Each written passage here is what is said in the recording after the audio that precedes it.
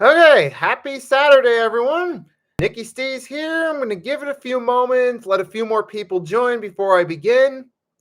So once I do begin, I'll be about 20 minutes. I want to talk a little bit about the Sixers, what I've observed so far. Then I want to talk a little bit more about Ben Simmons. Now, this isn't going to be my usual Ben Simmons. Oh, I hate Ben Simmons. This guy's so soft. But I'm still going to talk about him nonetheless. So I'll give it a few more seconds before I officially start it.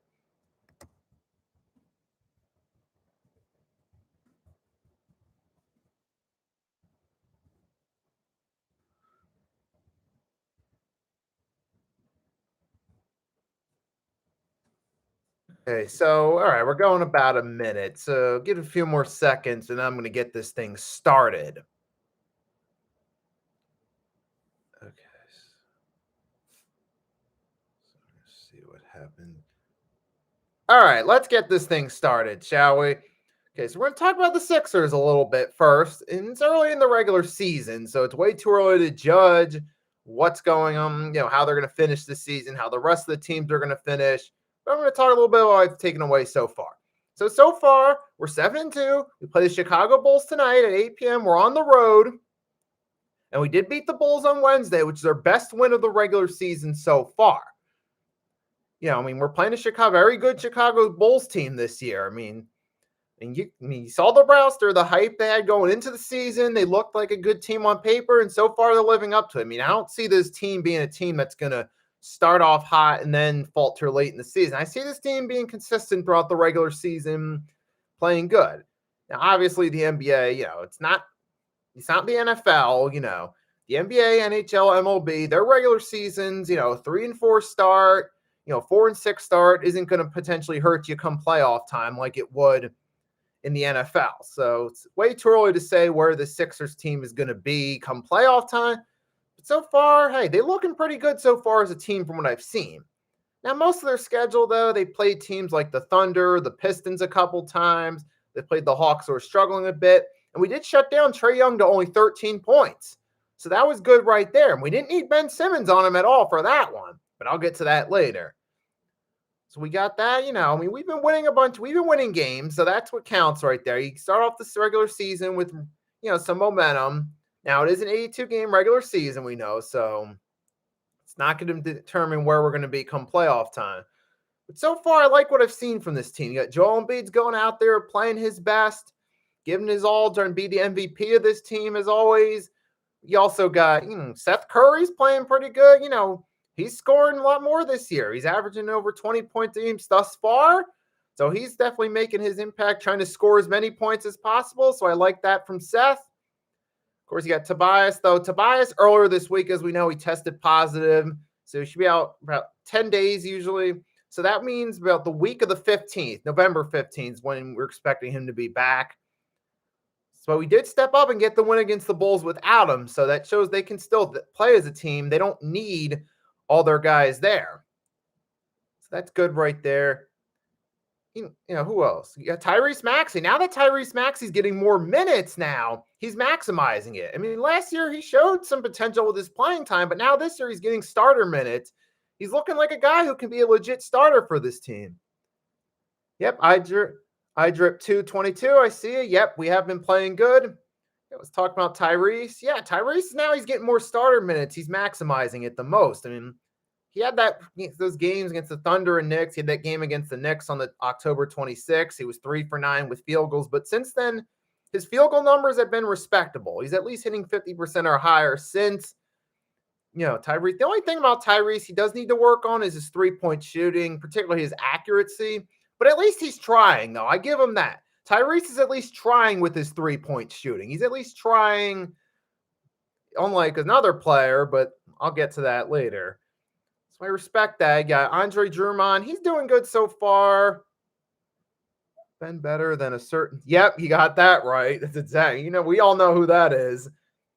Right, yeah, Andre Drummond, so far he's filling his role as being the backup center, kind of the Dwight Howard-ish guy, having the same role that Dwight Howard had on this team last year. So far he's doing good with that. So I like what I've seen from this guy. Georges Niang, the bench guy, if I'm pronouncing his name right, he seems like your NBA average, Joe. Like what I mean by that is this makes sense. He's kind of the average Joe for the NBA standard. He's like an NBA average Joe backup bench guy. So not much to say there. But so far, though, this team, they've been playing good with what they've had so far. I mean, so sure, we had a couple games there. We didn't have Tobias this week. Look like we're going to have him next week. We play the Knicks on Monday. A few other games down the line. But hey, we're still making the most of it, even without some of our guys there. So that's good right there. I like what we've seen from some of the players so far. I respect that. Now, is this going to keep up late in the season? As long as our guys stay healthy, it can definitely keep up, can get us within the top 4 standings in the Eastern Conference, but we'll talk about that more later. Yeah, but so far, I like what I've seen from them so far. At least shows they don't need Ben Simmons on this team. Matter of fact, they've been playing better without him. It seems like he's a bit of a distraction, which, I'll get to that in a little bit. So, so far our schedule, though, we've beaten the Pistons a couple times. We beat the Hawks. It's only a regular season game. We beat the Raptors. We got the Bulls again tonight. They're tough. Bulls are one of the top teams. Like I said, we already beat them once over this week. Let's see if we can do it on the road. So we'll see what happens there. But so far, I like what I see with the Sixers so far. Just hoping half the team doesn't get COVID during the play. I know, exactly. That's the worst thing that could happen to any team. Right there is that COVID bubble. I mean, you already got several players in the COVID bubble in the NBA. You got Chris Middleton, of course, Tobias for us. Definitely we're still worried about that. That's still going to be a big concern right there for us, COVID. We'll have to have our fingers crossed that everyone stays on the court. They stay away from COVID and they stay healthy. I did want to say one. Oh, yeah. Got Kate Scott. So far, I mean, I haven't been watching like a whole lot of games. I'll be watching more Sixers games during the NFL offseason. I've been seeing a little bit of it, so I haven't heard too much Kate Scott because I'm not watching as much basketball during the NFL season, but it's still odd so far hearing Kate Scott as a new play-by-play voice because we're so used to Mark Zumoff. It just still feels weird. It's like, because I'm so used, my whole life, it's been Mark Zumoff play-by-play for the Sixers. I've been listening to Mark Zumoff the entire time. Now I got a new voice there. It just feels odd. It's going to take me some time to get used to it. So I'm not going to judge Kate Scott's commentary because I'm still getting used to it. Once I get used to it, like, especially during the winter months in the spring, once the Eagles off season, comes in, I'll be paying more attention to the Sixers. I'll get used to it and I'll have some time to actually judge Kate Scott's commentary once I get there. But now I'm going to talk about the main subject. We know who that is. Mr. Ben Simmons himself. So he got fined $360,000 for not playing his game against, for not playing Thursday against the Pistons, So he got fined his game check for that. He's already lost $2 million for this whole ordeal he's pulled by not showing up, staying away from the team. It's just he's got no one to blame but himself for this. I mean, I could go into another, Ben Simmons rant where I go off on him about how he's such an entitled brat, and I don't apologize for that. But I'm not going to necessarily go that far on this one. And I'm going to say, though, it is a shame to see this whole saga happen with Ben Simmons.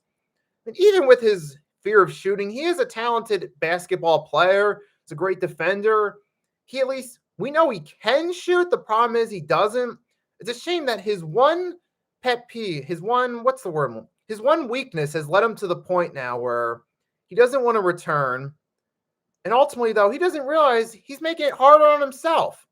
He's ultimately cheated himself out of all this money, all the fines he has to pay the Sixers. He's cheated himself out of a lot of his money. I don't know what he's thinking, but he's ultimately just made it hard on himself because now that he doesn't want to show up. Yep, I see you, Ryan Rowe. I see you. And as I was saying about Ben Simmons, he walked away from all that. He's walked away from the team thinking it's going to make it easier, but it's ultimately going to make it harder because now other teams are looking at the way he's acting. He doesn't want to show up at all. Even when he was there, he got sent home. And they're going to think, why do we want Ben Simmons? Why do we want to trade for a guy who's such a diva? There's a lot of divas in today's NBA as a whole, but Ben Simmons has started to take this thing to a whole nother level. as of the past couple months. Other teams were looking at like, why do we want to trade for this guy? Why do we want a guy who doesn't show up, who acts like a 10-year-old when he doesn't get his way? Why are they going to pay him all this extra money? So he's ultimately now cheating himself out of the possibility of a trade by not showing up and acting the way he's been acting with the Sixers. So ultimately, he's less likely to get what he wants in the long run. If Ben Simmons really wanted to get traded, he could have at least showed up, at least showed that he's willing to shoot. And if he puts up decent numbers, okay, maybe somebody that's desperate for a star player would make an offer, would sacrifice a few picks to try to get Ben Simmons. But the way he's acting now, he's pretty much cheating himself out of it. And now the Sixers, what are they going to do? Who are they going to find as a reliable trade partner now? Who's going to be willing to work with him? I was thinking initially, hey, if Ben Simmons shows up, he at least plays solid. They could at least find a solid trade partner and it can at least get something decent in return. But it doesn't look like that's going to happen now. At this point, now that the Sixers are back to finding him, because they find him the $360,000, they turned the $360K for not showing up his game check from what was supposed to be Thursday's game. So now the fines are going to continue. I don't know if this is going to encourage him to finally show up or not. I mean, he's going to keep cheating himself out of money till he goes broke, or eventually he does show up. But now that even if he does show up, I feel all this behavior, it's put it past the point of no return now. I feel if he does show up, the locker room chemistry is going to be damaged to a certain extent. I saw a video from Key in the building yesterday where Key talked about the Ben Simmons fine.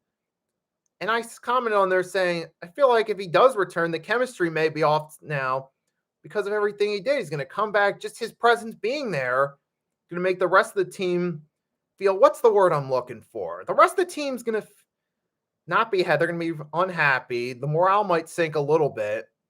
You're going to feel upset with him being there. So that could possibly hurt the chemistry a little bit. And not to mention, this team's been playing good without him. Like I said, I pointed out the record earlier so far, 7-2. They don't need Ben Simmons. That shows they don't need Ben Simmons. Which, in a perfect world, I would tell you, hey, if the Sixers don't need Ben Simmons, Daryl Morey, his whole thing with this trade and not going for a trade partner right away is he wanted a marquee player in return. But based off the way they're playing, they don't really need a marquee player in order to pull off a trade. But here's the problem now. With the way Ben's been acting, who's going to be willing to make a trade to begin with? Who is going to be willing to make a trade to begin with? It's just... In case you're wondering what I'm drinking out of that is club soda. Don't judge me. Don't judge me. So, yeah. Oh, my goodness. I mean... It's really such a shame. Someone who has all this talent, acting like a complete diva, not willing to show up, not willing to try, being completely ungrateful, and just ruining his entire career. And ultimately, Ben Simmons is no one to blame for this but himself. He just made it harder on himself. He's less likely to get what he wants now. So what did he accomplish by this? I don't get that whole mindset of people playing victim and acting like a child, thinking it's going to make things easier. When it's not. It's only going to make it harder. And for Ben Simmons, he just made it harder on himself. He's costing himself money. He's cost himself his reputation with the fans and with the team. He's ultimately got no one to blame but himself for this. I mean, I feel at this point, the options are with Ben Simmons, either they can keep finding him until he goes broke, he can actually show up, at least try, and then when the first chance the Sixers get to ship him off, they'll do it, and all parties can be better off for it in the long term. Or he can just come back into the locker room with the chemistry never being the same and his value never being the same. Those are basically the options at this point for Ben Simmons. But hey, so far this team's been playing better without him, so it makes you wonder, why put all this... I mean, I get why they're doing it, because they feel like, hey, we're not paying you this money if you're not going to show up. They feel like, hey, you owe us money. And I don't blame him for that. But the problem is, if he does show up, the chemistry that they developed without him could be lost, possibly. But we'll see what happens down the road. But yeah, there's not much else. I said everything I could say right now. So I'm about to end it. I was thinking about 20 minutes. I'll end it about 5 minutes early. To everyone that tunes in, thank you for tuning in. Thank you for engaging in the chat. Hope you enjoyed this. Have a wonderful weekend. Now, I'm not going to do a preview video for the Eagles game against the Chargers. I will do a post-game recap sometime Monday for that one, so stay tuned for that. As far as the Sixers goes, throughout November and December, I'll be probably doing a video like every couple weeks, giving my thoughts on the events that have occurred in between. Like the next video I might do around Thanksgiving, where I talk a little bit about what's occurred between this video and that video. So yeah, and then once I get to the Eagles offseason, I'll start doing more regular Sixers vids. All right, so Nikki Steve signing off. Have a wonderful Saturday. Fly Eagles fly. We'll get this dub. Signing off. I'll see you guys next time.